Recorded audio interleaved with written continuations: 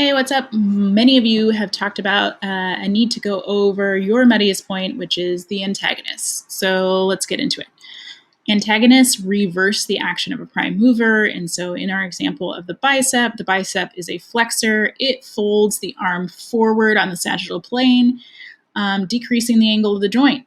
And so if we have a muscle that can do this action, then we need a muscle that is positioned to pull, because muscles only pull, and pull the insertion point, this forearm bone, back in the direction of its origin. So we have to be able to reverse the action. And that means we don't push-pull. We can't do this going both directions, because that is something muscles can't do. They can only do one job. They can only pull in one direction. They cannot push. And so in order to do that, we need to be positioned on opposite sides of the joint. So let's look at that through a quick analogy, and we'll look at the doorman example. In the doorman example that I use quite frequently in class, you'll notice that we can just imagine a swinging door. And if we have a swinging door that opens both directions, the hinge is going to act as the joint in our bone model. The door itself is the moving bone. It's the insertion. The insertion point, the specific point where the muscle tethers to, is going to be our door handle, and the doorman's body, the people moving the door, are going to act as the muscle bodies. Okay. Now, if you wanted to get even more specific, you could think of our hands and our arms as being the tendons that are reaching across the joint to the insertion point. Okay. So when we do this, think practically. In order to swing a door open, let's say into the classroom, you have to be positioned in the classroom to pull, and you need to pull on the door handle, and that's going to pull your door open. Now, in order to reverse this action, we need to pull the door the other way. I cannot push. And so that means I need to have a door handle on the outside, and I need to have a person who's attached to that door handle who can pull the door handle and the door towards their body. Right? And so we can see that in this image. So both individuals are on opposite sides of the door, opposite sides of the bone, opposite sides of the joint. They are positioned roughly to attach around the same point. So that's a good clue. And they're both going to pull in the direction of their fibers. So that means that their arm is going to pull straight in to the bulk of their body as strongly as possible. So let's see if we can see that in some muscle examples. When we think about this, there are some general rules that are going to apply as well. These aren't hard and fast, but they can give you a good idea of where to look first, but always test them. When we think about the movements in the planes, the sagittal plane is this plane that divides the body into two sides. When we think of movements on this plane, we want to think about them sweeping basically front to back. So they are sweeping forward to the corner of the plane, and then they're sweeping back to their original resting point, or all the way back to this other corner, right? And so in order to create these forward back types of movements, everything's kind of forward back on the sagittal plane. You're either moving towards kind of this point, or you're moving towards this point with a limb, or with your body core, or with like your shoulders. Okay, but you're always trying to project towards some point on this sagittal square. Okay, so these are typically forward and back movements. So what does that mean for their fibers? And for the muscles? Well, the muscles are largely going to be located anteriorly and posteriorly. So what does that mean? So if you look at the bicep muscle, these muscles are going to have fibers that are going to run kind of parallel, so straight up and down, and they're either going to be found on the anterior side, and these muscles are positioned to pull this direction, and so they generally, when they shorten, they create things like flexion. And then the muscles that are going to reverse are going to be on the opposite side of whatever joint. So they're going to usually be posteriorly located, and they are going to be able to pull the same point, but in the opposite direction, right? So they're going to pull towards the back. So if you're on the front, you pull to the front. If you're on the back, you pull to the back, and you pull in the direction of your fibers. Frontal muscles, same thing, except we're not going to be front and back. So it's not that kind of frontal.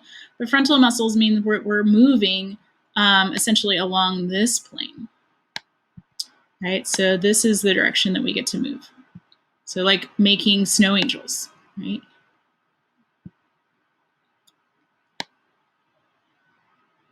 Right, so we get to go from the top corner down to the bottom, top corner down to the bottom, down towards the midline of the body. So this is another important reference. So we're either taking our movement and we're moving from the top of our square towards the midline as far as we can go, or we're moving from the midline back towards the top corner of our plane as far as we can go.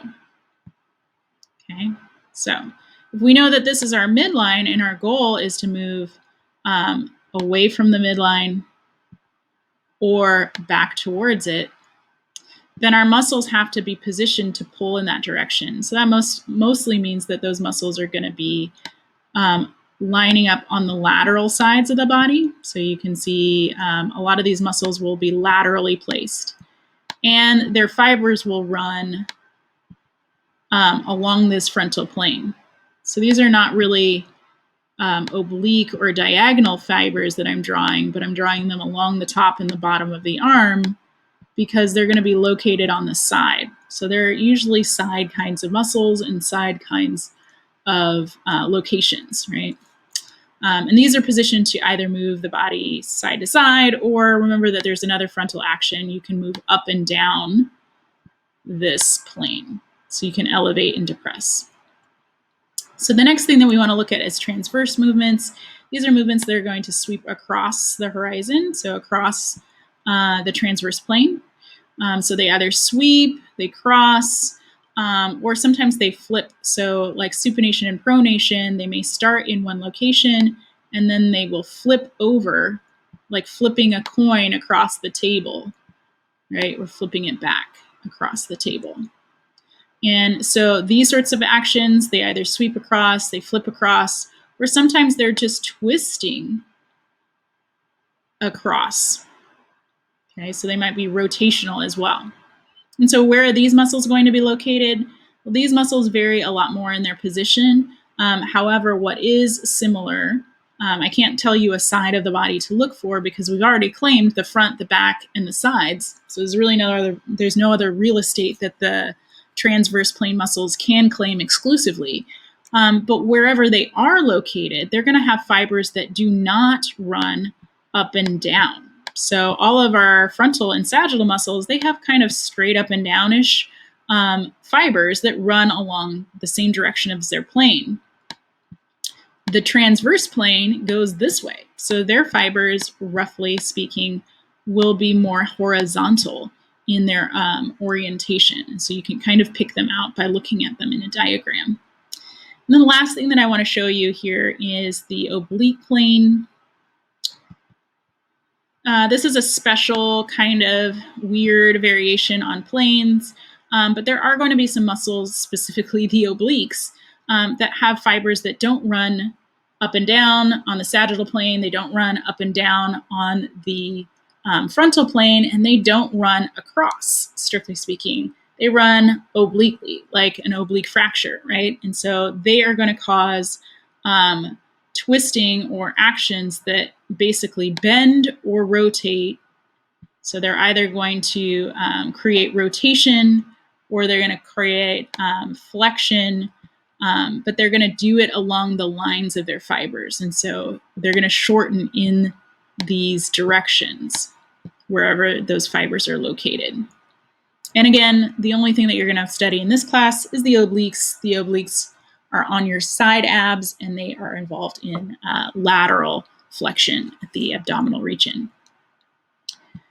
Okay, so let's look at an example. Let's just try a problem. Here's the common flexor extensor issue of the biceps and triceps. If you look at where the bicep is, it is pulling on an insertion point distal to the elbow. It pulls the arm up.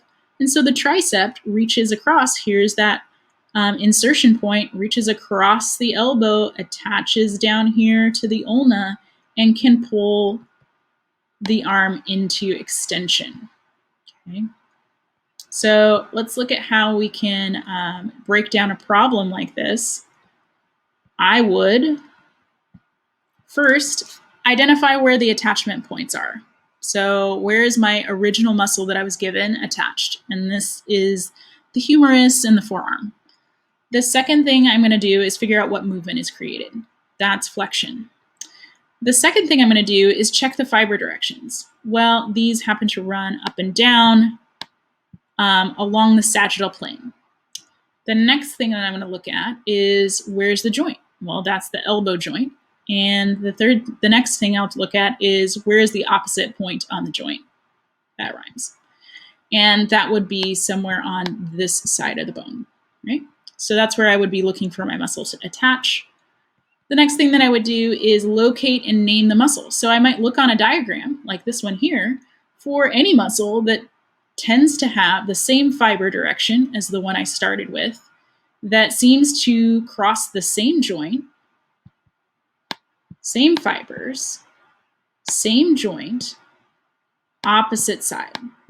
And so if you are any muscle that is located with an attachment point here, a belly opposite my original muscle, fiber directions going the same way, then I'm pretty sus that you are the muscle that I'm looking for.